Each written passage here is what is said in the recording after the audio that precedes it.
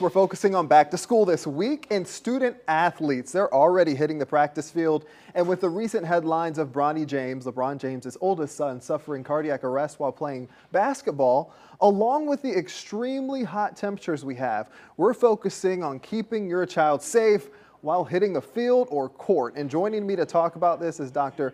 Michael Rizkallah, the medical director of Jupiter Medical Center's Pediatric Emergency Department.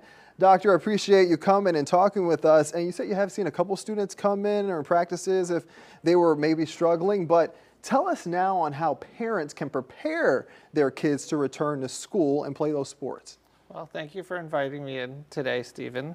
And so basically, just want to keep a good diet, and with this heat that we've been having this summer, it's really important to drink a lot of fluids. So drink a lot of water, you can drink sports drinks, keep yourself well hydrated before, after, and during. I have seen a lot of students who are out playing soccer or practicing soccer or football, and they do wind up suffering from heat-related illness because they haven't been drinking enough fluids. So you definitely want to do that. And I used to play soccer in high school, and my friends used to look at me like I was crazy when I would say, I'm drinking water before I go out and have practice. Why is it so important to do that before, during, and even after? So you want to hydrate well. So if your tank isn't full before, then you're going to wind up losing a lot. You lose a lot of water in sweat when you're playing outside in the heat like that. And so you want to make sure to have your tank full before. And then during, while you're sweating, you want to replace that water. And then after as well, because you've lost all this water with all that workout that you've been doing, and so you want to keep yourself well hydrated. And it's important right now, we're looking at video of a football practice. Obviously, kids are wearing those helmets, they're wearing the pads. Is there any advice for parents on how to keep their kids from overheating when they play, say, football, when you're already hot in all that equipment? Yeah, so just like I said earlier, just make sure to drink a lot of water. You can use like a washcloth that's wet to kind of wipe down your face. That'll help with the evaporation of that water to cool you down a little bit. But yeah, it's hard with the pads and stuff on, and the coaches know, and they'll have you take off your pads every little bit so that you can air it off a little bit. They give frequent water breaks.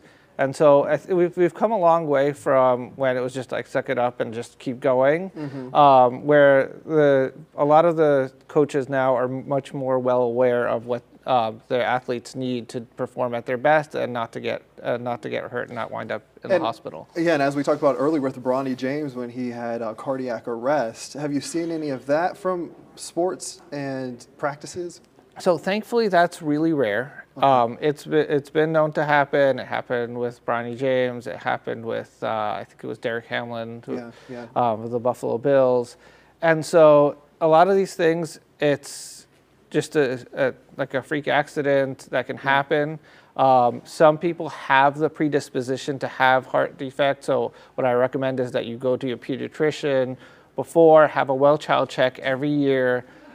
Especially if you're playing sports frequently, they'll see if there's any issues, if there's a family history of early heart disease or people that have passed away or passed out frequently. They may have you see a cardiologist or do an EKG to check, make sure your heart's okay before. So, yearly physical, always important. Absolutely. And you talked about earlier, I was reading, sleeping is also important, and getting on that schedule, have a good routine down for sleep. All right. Well, thank you so much, Doctor, for being here. Look, we have all this information on our website. We did put a story up there. So you can go to WPBF.com, search Back to School. Not only this interview, but a lot of other tools as you get ready for the first day of school, only 3 days away. Thank you, Doctor. Appreciate you coming again. Thank you so much. And the state actually requires all schools must have a working AED on school grounds. Employees or volunteers at the school must also be trained in CPR and that AED. Sandra? All right.